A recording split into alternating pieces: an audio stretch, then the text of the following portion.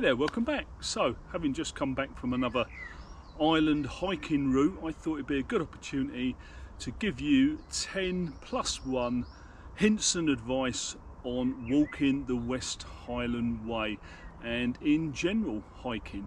So let's crack on and give you 10 good tips +1 on walking the West Highland Way. So tip and advice number 1 is don't overthink the West Highland Way. So ultimately it is a good hiking, trekking route. It's not too technical. You just got to put the effort in and do the preparation. Don't overthink the West Highland Way, and don't be swayed into someone's bias on how long you should take to complete the route. Give yourself enough time, in essence, to enjoy the route and to see all what it has to offer. So, number 2, be realistic on the daily distance that you're preparing to hike. So if you haven't trained up to walk further than you would do normally, then turning up to do so on your West Highland Way experience could be the potential catalyst for you not completing the hike to the end. So think on that, because anything that you do on an odd day you could probably get away with even a couple of days, but if you're doing it day on day on day, any injury or any discomfort that you're feeling will be compounded. So really important, if you're going to walk further, is that you train a bit further. That's point number 2.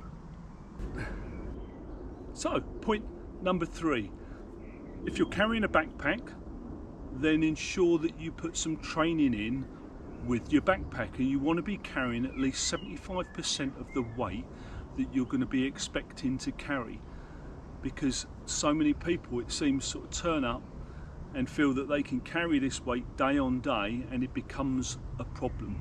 And your backpack, of course, and the equipment that you carry is relevant obviously to the size and the weight of the kit. So depending on what type of kit that you've got will make a difference to the type of backpack that you will look to purchase. So when we talked about kit or backpack size and it's relevant to the weight of the kit, let me give you some examples. So this is my Terra Nova Laser Compact one, and this is 975 grams. It's not even a kilogram. This is a brilliant tent, really good, very light, waterproof, excellent tent. Here's my Van Gogh. This is a 2-person tent, but again 3.55 kilograms, and obviously it's something like 3 times the size. And then if we look at the sleeping bag side of things, so this is my Highlander Trekker Super Light. This is only 600 grams, just a bit bigger I guess than the size of my large hand.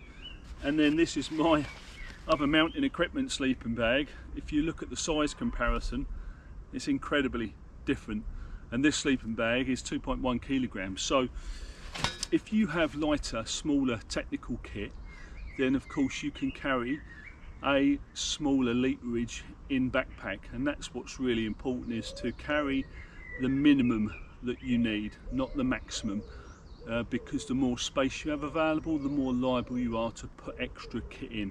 And some of this kit doesn't have to cost, you know, a great deal. You know, you shop around, you get some really good deals, and any of the names that I mention, I'm not sponsored by any of these companies. This is purely, you know, my own research and what I've used and what I've found to be excellent quality. So that's what I'm talking about as far as rucksack, backpack sizes, and obviously it's relevant to the weight and the size of your kit. So I use an Osprey Exos 48. The large XL happens to be a 51 litre, the small medium is the 48 litre. So again, I'm not sponsored by these companies, but Osprey are certainly excellent for my particular torso. So there you go, that's my relevance as far as your optimum size for backpack, and I would say try and get it around the 50 litres. There you go. So tip number 4 then, so where can you save some money on your kit if you're certainly looking to purchase some new or you need additional kit? First and foremost is don't look to skimp on what you would use obviously as your backpack. Get the best, the most comfortable that works for you, because obviously this is something you're going to be lugging around on a day-to-day basis, and if you're going to be carrying it all of the time, of course, then it gets heavier and heavier as the days go on. So get the best that you can afford, and make sure you get the right size relevant to your torso.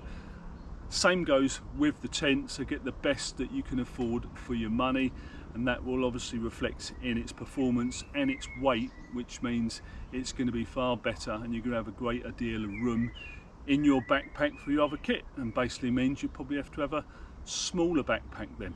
So as far as everything else goes, there's lots of options out there. You've got a lot of crossover kit from cycling as well that you can use for your hiking. Really good, so arm and leg warmers, another really good thing to use. I mean, some of the other companies, Ayacucho, really good technical stuff that I get. Some stuff from Trespass, some stuff from Alpkit. You know, all these companies, again, you know, I'm not sponsored by any of these companies. These are just kit that I use. And so rather than being AI generated reviews, this is reviews from real-time human beings using the kit. So really good. Certainly think on that, and you'll save yourself some money there. So tip number 5 then. So we've got our arm and leg warmers. So these are crossover from cycling, so I do a lot of bike packing, and these are super light, super supportive, and ensure that you can have a pair of shorts and just use these as your top up warmth or compression, and then once you get warm, just peel them off. So literally in the palm of my hand, super light, and they will disappear in your backpack and provide no weight whatsoever. So that's tip number 5, arm and leg warmers.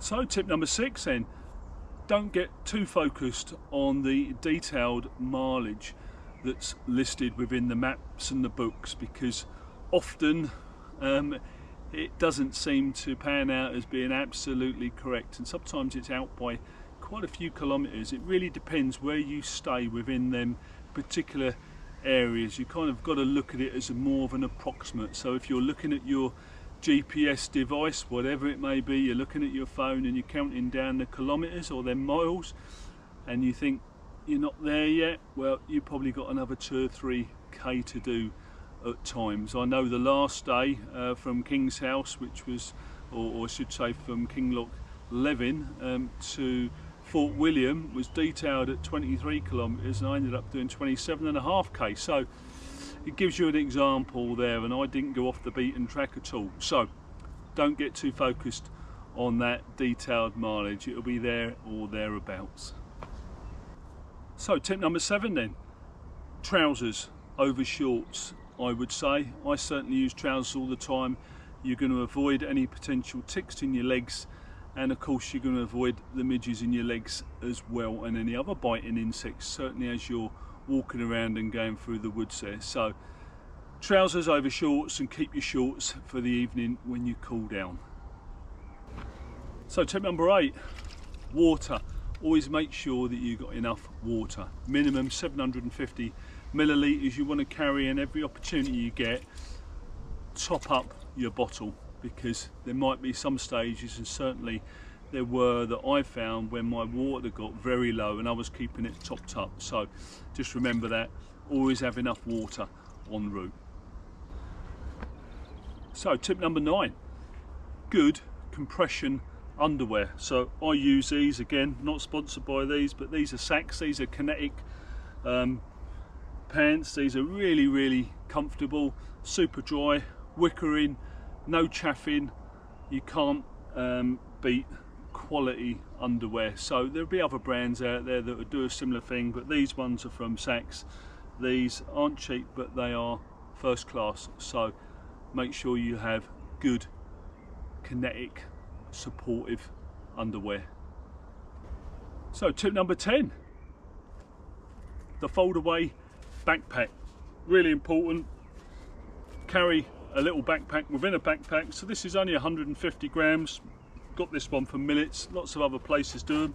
So literally a backpack within a backpack, ideal for when you drop your big backpack off and you want to put some valuables in here, or your washing materials to go to the shower if you're in a campsite. But basically you can leave all your big backpack there rather than walk around with a plastic bag, a little backpack within a backpack. So this was cheap as chips. These were about £5 or £6, but really good. And when you're done with it, again, it just folds up into a tiny little pouch. You just stick it in the back of your big backpack. So pocket backpack, tip number 10. So 10 plus 1. So the plus 1 is, of course, good trekking poles. These are really good trekking poles, really useful once you're feeling a little bit tired or even not, offer stability, give you a little bit of forward momentum, help you up the hills, take a little bit of weight off your feet, help you find your way. And certainly if you're carrying a lot of weight on your back, they are very advantageous, that's for sure. And these ones from Salvaquest, so these are carbon trekking poles. These were about £55. Similar brands, more well-known brands out there will probably charge you about £140 for carbon trekking poles. So £55 off of Salvaquest online, really good. Get yourself a pair and you certainly won't look back as and when you're going to use them and need them. Just slip them in your backpack. So that's 10 plus 1. So take care out there, enjoy your adventures, and if it gets tough when you're walking, persevere and dig in. Remember, pain is only weakness leaving the body. But seriously, enjoy, keep safe, and I'll catch you next time on another island somewhere, I'm sure, in Scotland. All the best now.